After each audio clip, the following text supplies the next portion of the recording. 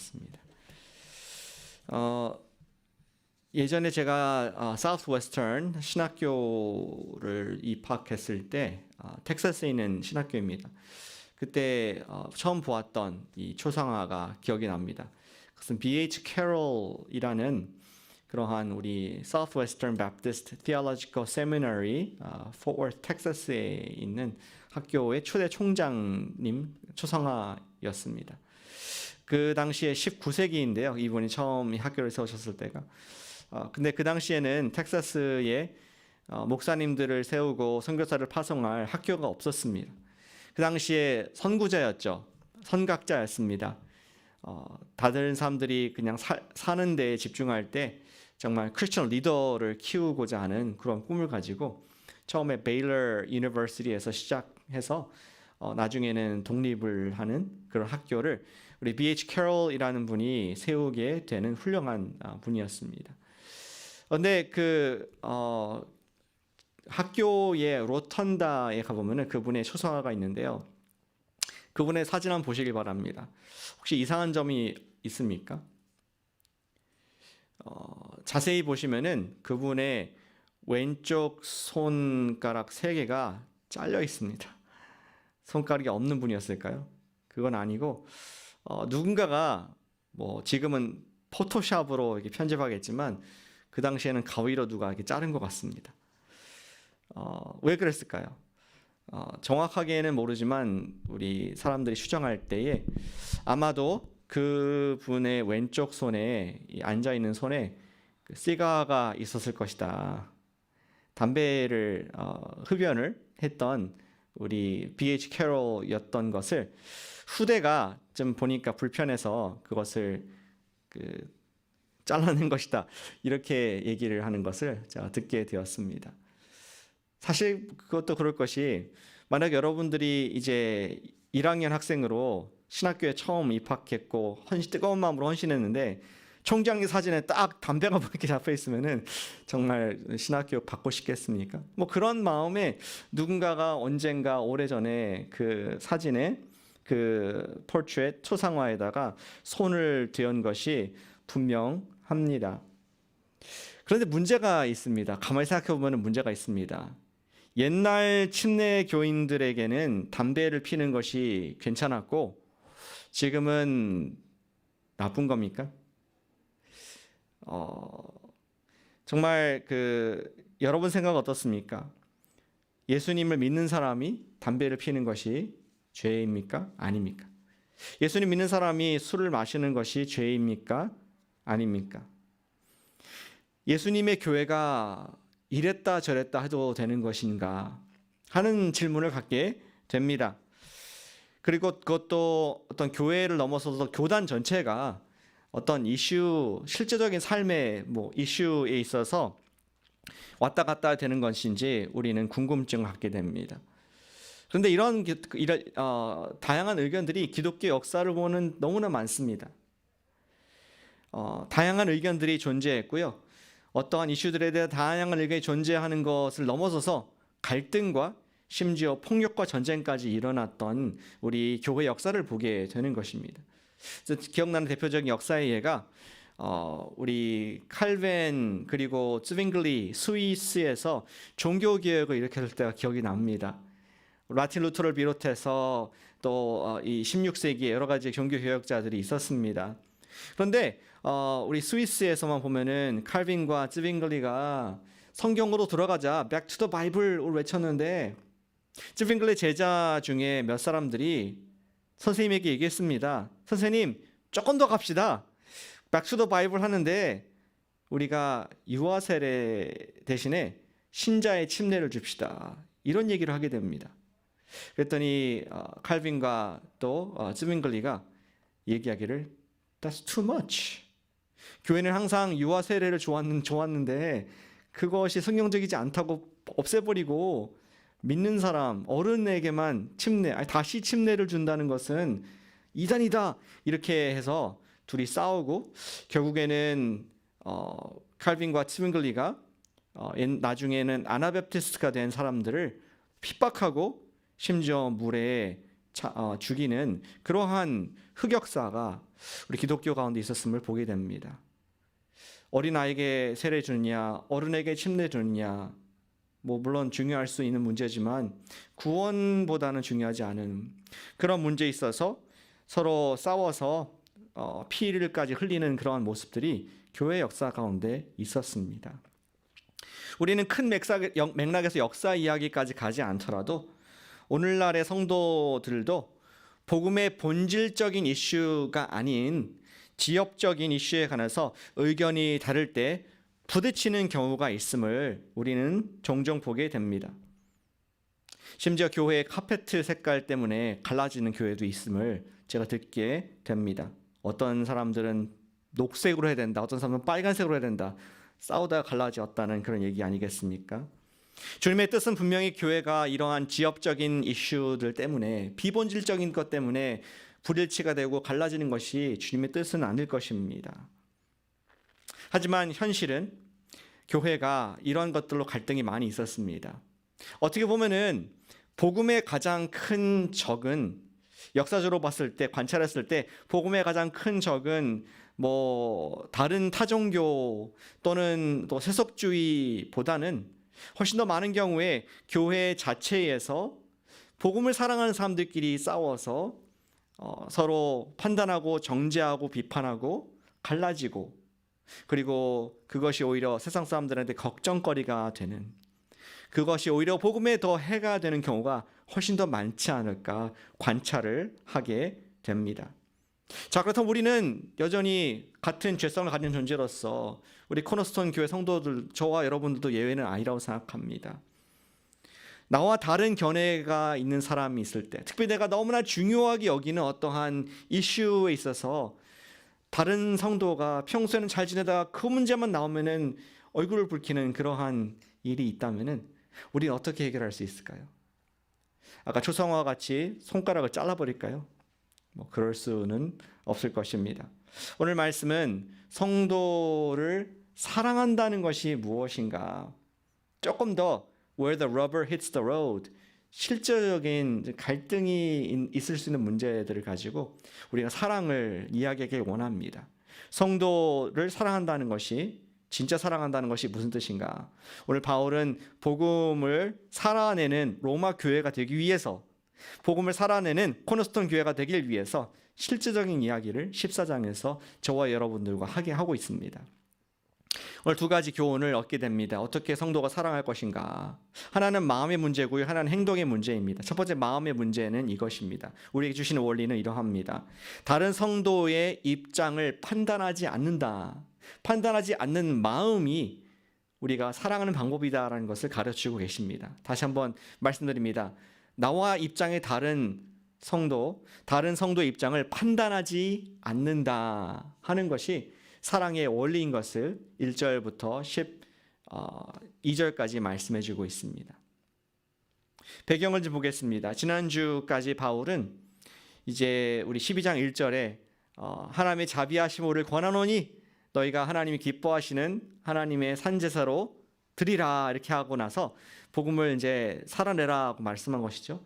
그리고 첫 번째로 얘기한 것이 우리 정신을, 우리의 마음을 주님께, 모든 생각을 주님께 드리라, 그것이었고요. 바로 다음에 이야기한 것이 우리 지체, 다양한 지체의 우리 은사들이 있는데 서로 사랑하라, 그걸 통해서 복음을 드러낼 수 있다는 것을 말했습니다. 그리고 지난주에 그 복음의 옷이 바로 사랑의 옷이다, 하나님의 아가페의 사랑을 빌라델비의 사랑으로, 우리 형제 사랑하는 것으로 선행을 하고, 또 우리가 그들의 필요를 채워주는 섬김이 바로 사랑이다라고 얘기했습니다.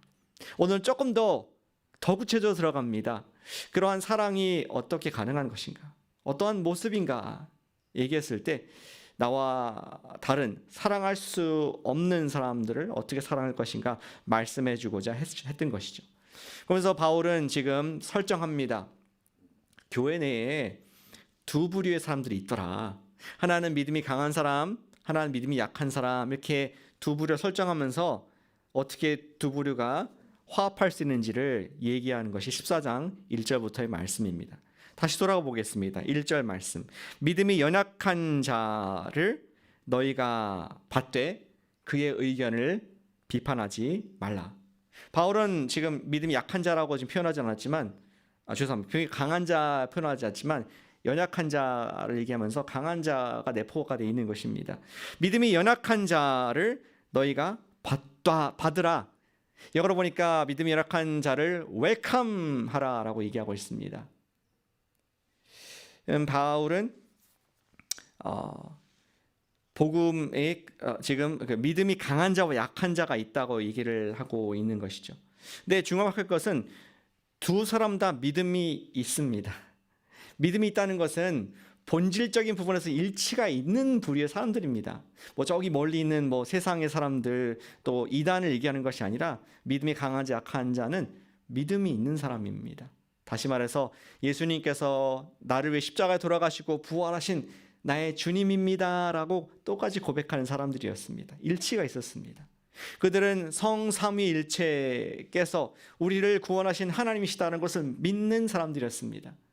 그들은 하나님의 전지전능 무소부재하심을 믿는, 성령님의 내주 감동하심을 믿는 그런 믿음이 있는 사람들이었습니다. 그래서 본질적인 부분에서는 완전한 일치, 완전한 크리스천인 것을 함께 셀러브레이트하는, 함께 예배하는 사람들이었던 것이죠. 우린 그러한 본질적인 부분이 다르다는 것을 얘기하는 것이 아닙니다. 강한 자, 약한 자. 그러나 믿음이 있었습니다. 근데 믿음이 강한 자는 이런 사람들이었죠. 예수님 때문에 내가 이제는 모든 율법에서 자유하다, 자유를 누리자, 조금 리버럴한 사람들이라고 할 수 있겠습니다.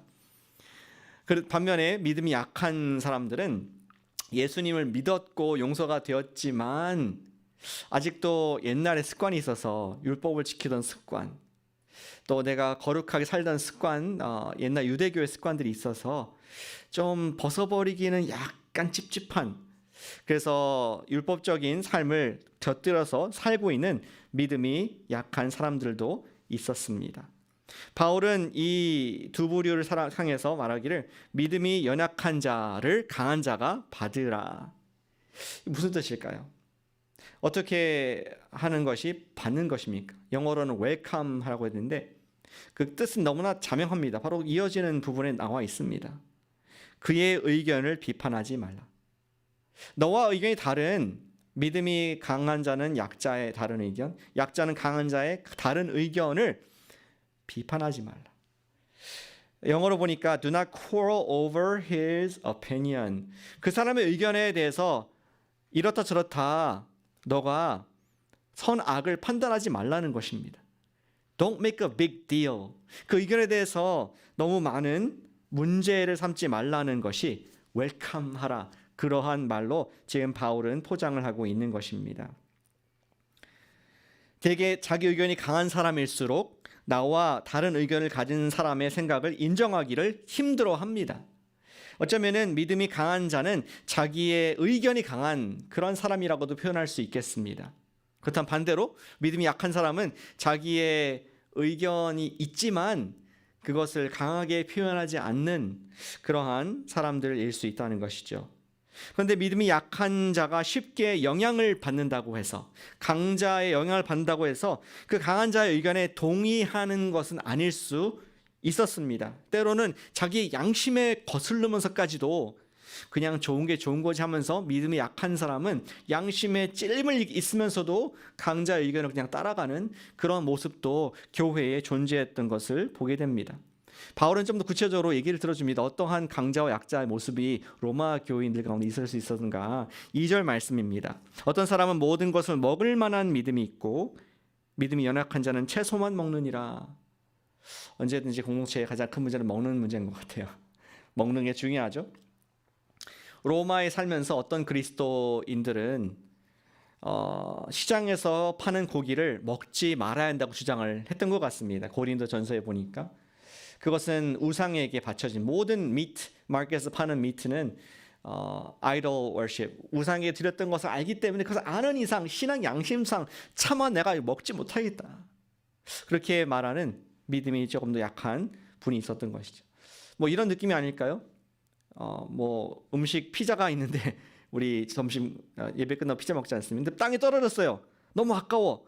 그래서 그걸 빨리 집어서 5 second rule, 아직 5초 안 됐으니까 빨리 집어서 털어서 먹는데 약간 좀 찝찝한 기분. 그것처럼 믿음이 약한 자들도 고기를 먹을 수는 있지만 우상에게 찝찝한 기분 때문에 양심에 찔림이 있고 하나님께 죄를 먹는 게 아닌가 하는 그런 마음이 있었던 사람들이었습니다. 반면에 믿음이 강한 사람은 말하기를 음식은 음식이지, 뭐 5 second 룰이 있잖아 하면서 막 먹는 것처럼 위에서 다 소화돼 하면서 먹는 사람처럼 그들은 우상에게 뭐 드렸던 다 귀신이니까 하나님께 주신 good food를 우리가 배제할 필요 없다. 믿음이 약한 자는 식물만 먹었고 야채만 먹었고 믿음 강한 자는 다 먹는 그런 모습이었었습니다. 고기를 막 먹는 사람들을 약자가 보았을 때에 낙심이 되지 않겠습니까? 그 말을 한 것입니다. 그러나 바울이 주는 딱 지금 거기에 대한 처방은 간단합니다. 판단하지 말라. 어디에서? 여기에서. 마음으로 믿음의 분량에 따라서 판단하지 말라. 그것이 사랑하는 사람의 모습이다라고 말을 하고 있는, 보여줍니다. 또 다른 예를 보여줍니다. 우리 다음 구절에 보니까 4절에 남의 하인을 비판하는 너는 누구냐? 자기 주인에게 있음에 그가 세움을 받으리니 이는 그를 세우는 권능이 주께 있습니다. 그 사람들 가운데 서로의 종들을 비교하면서 저 주인은 왜 종을 저기 방치할까 이렇게 비판하는 사람이 있었던 것 같습니다. 잘 종하니까 안 다가오시죠? 노 해방이 벌써 오래전에 되었기 때문에. 이렇게 생각하면 어떨까요? 여러분들의 자녀도 다른 사람의 자녀가 있는데 다른 사람의 자녀를 보니까 좀 막 방치하고 좀 막 천방지축 여러 가지 소란하게 하는데 엄마 아빠가 단속을 하지 않는 것입니다. 여러분 마음 생각에 왜 애를 저렇게 키울까? 왜 가정교육 시키면 안 되는데 라고 그렇게 판단하지 말라라고 말을 하는 것입니다. 그 말은 다 이유가 있고 그 가정에서 책임질 부분이 엄마 아빠가 책임질 부분이 있기에 남의 하인을 남의 아이를 비판하지 말라. 그런 식으로 바울이 말씀을 하고 있는 것입니다. 바울은 또 다른 예를 들어줍니다. 5절에 보니까 어떠한 사람은 이 날을 저날보다 낮게 여기고 어떤 사람은 모든 날을 같게 여기나니 각각 자기 마음으로 확정할지니라. 로마 교인 가운데에는 그리스도인 가운데는 유대교 출신도 있고 이방인 출신도 있었습니다. 그러니까 naturally 유대교에서 나와서 그리스도인 된 사람들은 왠지 토요일이 좀 거룩한 날입니다. 안식일로 지켰던 토요일이 거룩한 날이 되었던 것이죠. 반면에 이방인들은 그런 문화적인 배기지가 없기 때문에 당연히 주일날, 일요일날 예배를 드리는 것이 습관이 되었던 것입니다. 오늘날에도 우리는 일요일을 거룩한 날로 지키는 것이 전통이 되어 있습니다. 그런데 어떠한 교회와 어떤 교인들은 토요일날 저녁 때 예배 드리는 교회가 있더라고요.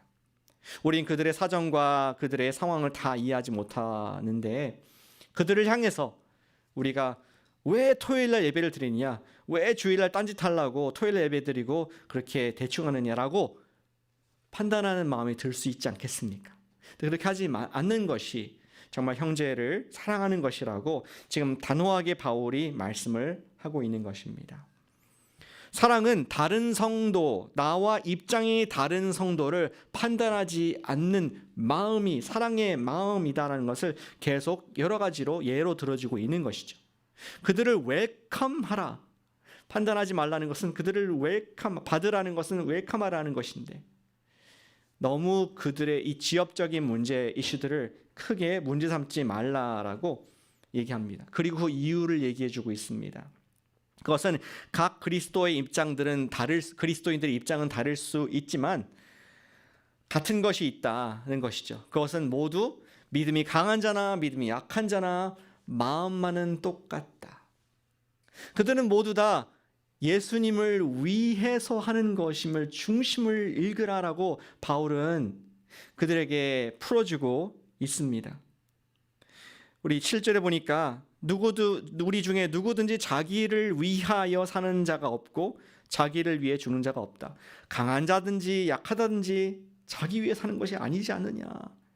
8절에 우리가 살아도 주를 위하여 죽어도 주를 위하여 그러므로 사나 죽으나 우리는 주의 것이로다. 계속 우리 같은 얘기를 하고 있습니다. 주를 위하여, 주를 위하여, 너도 주를 위하고 나도 주를 위하고 그 같은 마음을, 그 중심을 좀 바라보자. 그랬을 때 우리는 다른 사람, 나와 의견이 다른 복음의 비본질적인 부분에서 다른 부분들을 우리가 웰컴할 수 있다는 것을 얘기해주고 있습니다. 그리고 바로 더 얘기합니다. 설사 그리고 그 사람이 우리가 볼 때에 정말 잘못된 입장을 취한 것처럼 보인다 할지라도 at the end of the day, 마지막 때에는 각 사람이 주님 앞에 각각 심판을 받을 것이기에 너는 너무 관여하지 말라라고 말을 하는 것입니다. 10절 말씀이죠. 네가 어찌하여 내 형제를 비판하느냐, 어찌하여 내 형제를 업신여기느냐, 우리가 다 하나님의 심판대 앞에 서리라. 11절에도 모든 혀가 하나님께 자백하리라. 12절 우리 각 사람이 자기 일을 하나님께 직고하리라. accountable 할 것이다 라고 하면서 우리가 다른 사람들의 의견을 비판, 판단, 무시할 필요가 없다. 그것이 정말 서로 사랑하는 사람들의 모습이다라고 말씀해주고 있는 것입니다. 그런 경향이 있는 것 같습니다. 우리 크리스천들은 물음표의 사람들이 아니라 느낌표의 사람들 아니겠습니까? 삶에 대한 답을 얻은 사람들입니다. 죽음 이후에는 천국이 있다. 나의 주는 세상 물질 또 뭐 어떤 권세자가 아니라 예수님이다 라고 우리의 인생의 목적을 발견하고 삶의 방향을 발견했기 때문에 느낌표, 확신을 갖고 있는 사람들입니다. 아멘. 그런데 그것에 대한 또 한 가지 약함이 무엇이냐면은 우리가 복음이 아닌 다른 것들에 대해서도 내 확신 아니면은 거짓이다라고 생각하는 그런 흑백 논리에 빠지는 그런 연약한 것들이 있음을 보게 됩니다. 어떤 분들은 예수님을 믿는 감격이 너무 커서 전도, 선교 거기에 평생 헌신을 합니다. 너무나 귀하고 우리가 해야 될 부분입니다. 그런데 전도에 대한 확신이 강한 사람일수록 반대로 잘못하면은 교회 내에서 기도와 예배, 깊은 영성을 추구하는 사람들을 비하해서 볼 수 있는 그런 위험성이 있음을 우리 역사가 말씀해주고 있습니다. 또 어떤 분들은 신앙생활에서 가장 중요한 것이 믿음이 강한 분들 중에서는 기도라고 생각을 합니다. 기도가 정말 중요하고 매우 필요한 것입니다. 그런데 기도에 관한 확신이 너무나 강한 나머지 반대로 성경 공부하고 또 말씀에 깊이 들어가는 것을 신령하지 않은 것으로 학문적인 상아탑으로 이렇게 치부하여서 또 그들을 비판하는 마음을 갖는 경우도 종종 볼 수 있습니다. 그 외에도 믿음이 강하고 약한 경우가 많이 있는데 저는 요즘 마스크를 쓰는 것도 그러할 수 있지 않을까 생각합니다. 마스크를 쓰는 것이 옳으냐 아닌 것이 옳으냐 기본적인 문제입니다. 복음의 입장에서 봤을 때. 그러나 저쪽에 미국의 남부에 특별히 백인들 같은 경우에는 백신을 맞았는지 안 맞는지 알 수 없지만 대부분 많은 경우에 마스크를 안 쓰고 다닙니다. 그리고 교회를 갑니다. 그런데 또 우리 서부에 있는 또 리스폰시블한 우리 에이시언들은 다 마스크를 쓰고 예배를 참석하는 그런 경우가 많이 있습니다. 그런데 마스크를 쓴 성도가 마스크를 안 쓴 성도를 보았을 때에 판단하는 마음이 생길 수 있습니다.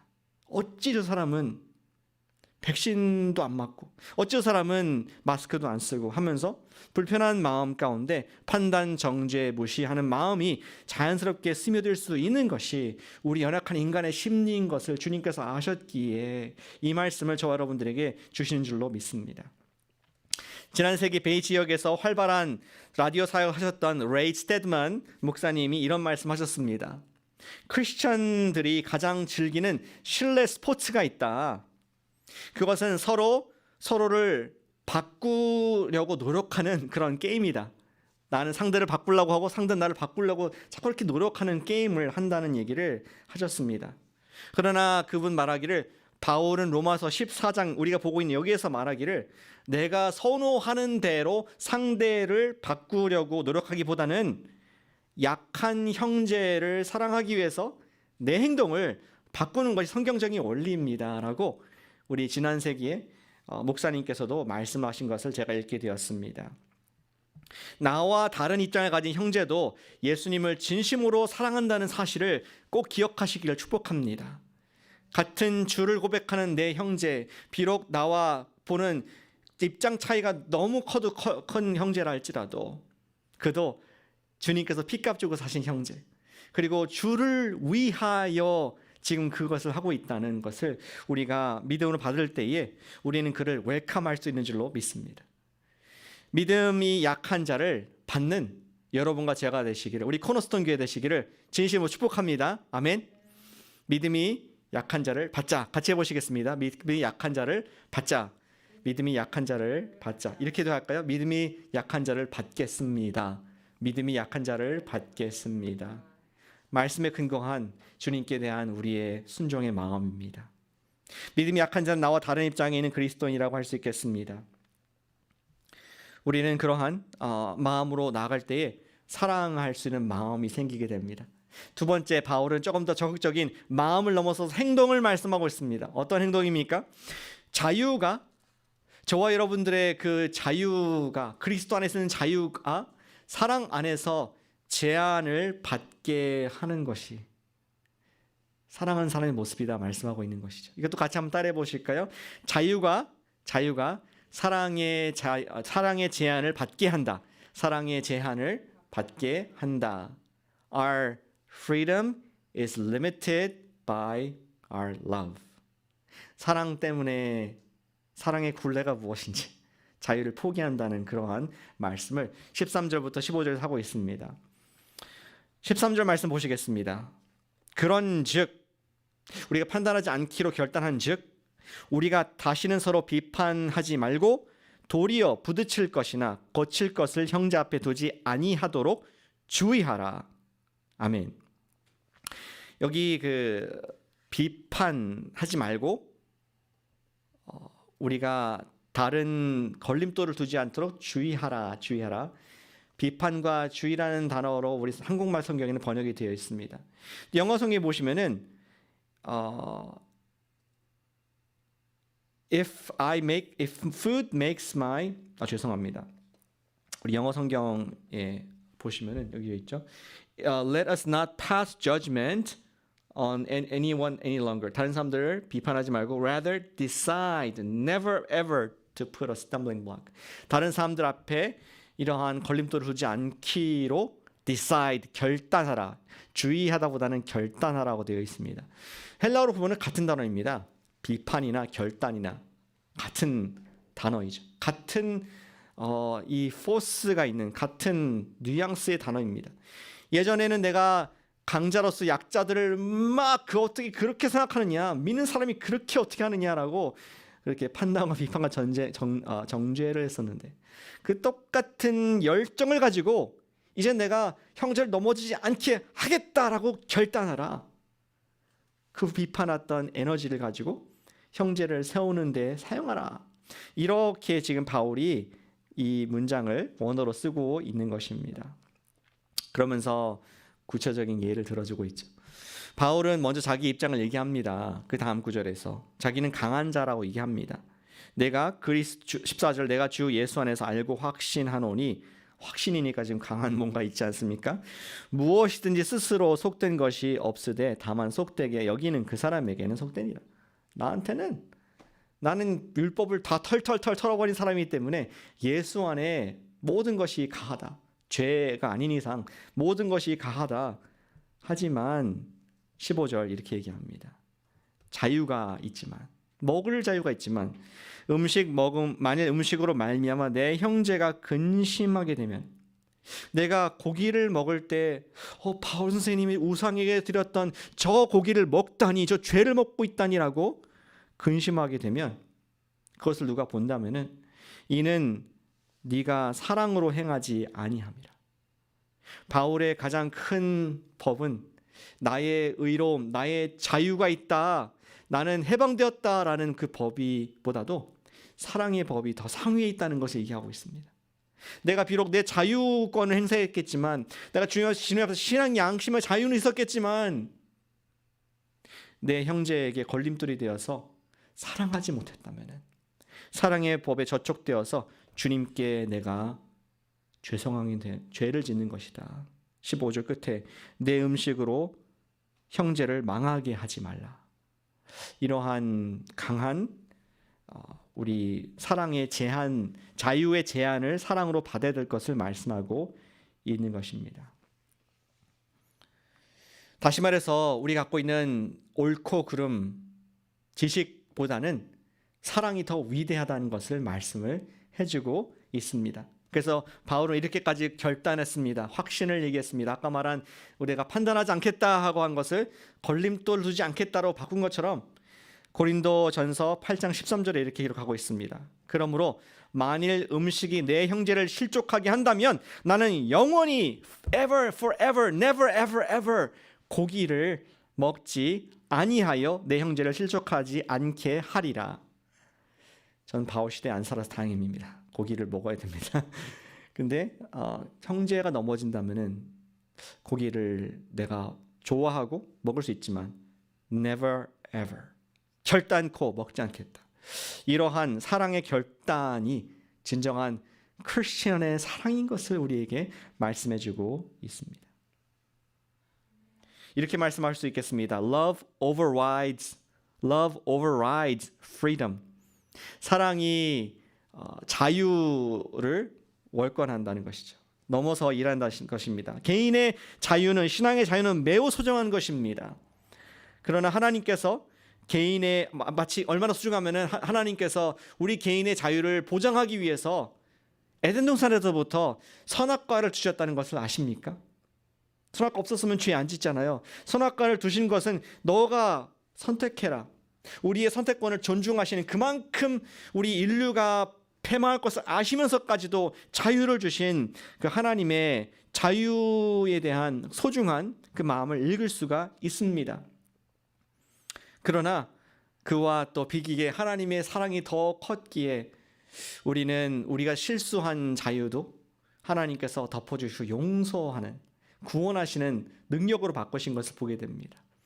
우리가 형제를 자유를 포기하면서까지 사랑할 이유가 무엇입니까? 한마디로 얘기하면은 예수님께서 당신의 자유를 포기하면서 우리를 사랑해 주셨기 때문에, 그것이 우리가 본받을 사랑이라고 오늘 바울이 말씀하고 있는 것입니다. 전 예수님의 말씀이 생각납니다. 어제 말씀에서도 인용했었는데, 토요일 말씀에서도 요한복음 10장은 목자장입니다. 예수님께서 목자가 되셨다. 근데 10장 15절에 이런 말씀이 있었습니다. 아버지께서 나를 아시고 내가 아버지를 아는 것 같이 나는 양을 위하여 목숨을 버리노라. 내가 죽을 필요가 없는데 내 자유를 포기하고 죽노라. 그리고 18절에 이렇게 말씀하십니다. 이를 내게서 빼앗는 자가 있는 것이 아니라, 내 억지로 내가 나를 죽게 한 것이 아니라 내가 스스로 버린다. 내가 버릴 자유권을, 사랑 때문에 나의 신성을 내려놓고 나의 거룩함을 내려놓고 죄인이 된다. 사랑하기 때문에. 나는 버릴 권세도 있고 다시 얻을 권세도 있으니 아버지께로부터 받은 권세이다. 내가 사랑할 권위를 우선적으로 사용한다. 내 자유를 포기하고 내 주님께 받은 권위를 사용해서 사랑한다라고 예수님께서 해주셨기에, 저와 여러분들이 우리가 영원한 자유를, 죄로부터 자유를 지금 누리고 있는 줄로 믿습니다. 그러면서 그 주님께서 십자가에 피 묻은 손과 발을 보여주시면서 너도 네 약한 형제를 위해서 자유를 포기해 줄 수 있겠니? 네가 고기 먹고 싶은 것을 내려놓을 수 있겠니? 술 마시고 싶은 것을 형제를 위해서 내려놓을 수 있겠니? 담배 피고 싶은 것을, 요새는 마리화나까지 합법화됐는데, 형제를 위해서 포기할 수 있겠니? 그것이 크리스천의 사랑인 것을 몸소 보여주신 것을 보게 됩니다. 마지막으로 이렇게 권면하고 마치길 원합니다. 우리가 사랑 안에서 자유를 누리시기를 축복합니다. 아멘. 우리가 자유를 누릴 수 있습니다. 크리스천으로서 죄 짓는 것이 아니라면은 다 할 수 있습니다. 그러나 사랑이라는 울타리를 쳐놓으시길 바랍니다. 내가 전 세계 나가서 내가 원하는 것 다 돈 마음대로 쓸 수 있고 내 인생을 멋지게 살 수 있지만 사랑하기 때문에 내가 제한합니다. 그러한 삶을 사는 사람들을 우리는 성도, 크리스천이라고 부른 줄로 믿습니다. 저와 제 아내는 지난 화요일 날 우리 우리 북가주 침례교 목사님들의 모임에 갔었습니다. 오래간만에 모였던 우리 피크닉이었습니다. 1년 반 동안 못 모였다가 몬터레이 근처에 있는 그 공원에 가서 너무나 좋은 우리 재충전 시간을 가졌습니다. 근데 그분들은 좋았지만 저는 이제 총무이기 때문에 또 여러 가지 섬김을 하게 되었습니다. 그리고 이제 레크레이션 시간이 되어서 너무나 좋은 시간을 되고 게임을 했습니다. 근데 제가 속한 팀이 이기였습니다. 근데 이제 이긴 사람의 상은 뭐냐면은 진 사람에게 먼저 상품을 받아갈 수 있도록 베풀 수 있는 것이 상이었습니다. 상인가요? 벌인가요? 근데 정말 그 앞에 상품들이 진열되었었는데 진 쪽에서 먼저 가져갔습니다. 나중에 제 아내가 대신해서 이제 우리 가정을 대표해서 또 받았는데 보니까 원하는 상품이 아니었던 겁니다. 세타필을 받았는데 그것이 우리가 필요한 것은 로션이 필요했는데 수분 크림밖에 안 남았던 것입니다. 그래서 이 정말 어떻게 해서 이긴 게임이고 또 받은 상품인데 이거를 받았느냐 하면서 이제 그것을 받고 투덜거리면서 받고 그 다음에 주차장에다가 잠깐 놓았습니다. 그리고 짐을 싣기 위해서 왔다 갔다 하고 차에다 싣고 나중에 또 상품도 싣고 집에 왔습니다. 그런데 기적이 일어난 겁니다. 집에 와서 보니까 그 세타필 수분 크림이었는데 분명히 로션으로 바뀌어 있는 기적이 있었던 것입니다. What happened? 하나님께서 우리 기도를 들으셨구나 라고 생각할 뻔했는데 분명히 누군가 어떤 목사님이나 어떤 사모님이 바꿔줬구나. 누군가가 자기가 더 나쁜 것을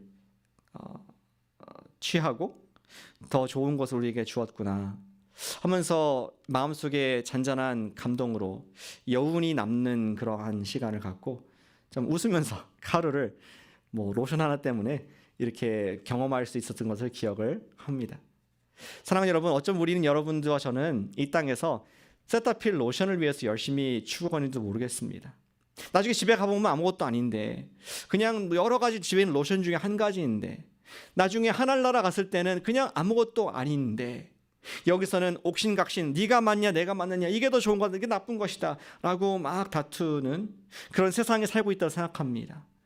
그런데 누군가 여러분들이 예수님의 이름으로 내 자유를 포기하며 형제를 위해서 자매를 위해서 더 좋은 것을 그분에게 더 좋은 것을 줄 때에 그분이 예수님께 한 발짝 더 갈 수 있다면 우리가 이 땅에서 받을 상이 아니라 그곳에서 하늘에서 받을 상은 어마어마할 줄로 믿습니다. 우리가 그런 형제 사랑 안에서 자유를 누리는 그러한 권리, 내 자유를 추구하지만 그러나 형제를 배려해서 내 것을 포기할 수 있는 그러한 사랑을 서로 우리가 통용하는 그러한 교회가 될 때에 우리는 이 세상에서 나타나는 예수 그리스도의 제자가 될 줄로 믿습니다. 최근에 우리 리디머 교회 만나면서 그런 얘기를 했습니다. 자, 우리 스타프들은 목사님들은 사역자들은 여기 메인 주차장에 되지 말고 저쪽에 작은 스태프 주차장이 또 있습니다. 거기에 대자 약속을 했습니다. 정말 우리가 앞에 좋은 자리 제일 먼저 오기 때문에 될 수 있지만 그 자리를 피하고 다른 성도에게 자리를 양보할 수 있다면은 그분들이 조금 더 예수님께 가까이 갈 수 있지 않겠느냐 그런 마음을 서로 나누는데 너무나 기쁜 다리의 불편함보다 더 큰 기쁨이 있었음을 고백합니다. 다양한 예를 다 들 수 없지만 성령님께서 각자에게 적용을 주시길 원합니다. 정말 내가 누릴 수 있는 자유이지만 우리 셀에 있는 한 그 지체를 위해서 우리 연약한 그 성도를 위해서 내가 배려하고 내려놓을 자유가 무엇인가. 오늘 주님께서는 그것을 우리가 보게 하시면서 우리에게 도전하십니다. 믿음이 연약한 자를 너희가 웰컴해라. 우리 그들을 판단하지 않고 비판하지 않고 전혀 no judgment 조금도 판단하지 않으면서 그분을 높여드리는 우리의 자유를 사랑으로 맞바꾸는 여러분과 제가 되시기를 주님의 이름으로 기도하고 소원하고 축복합니다. 아멘.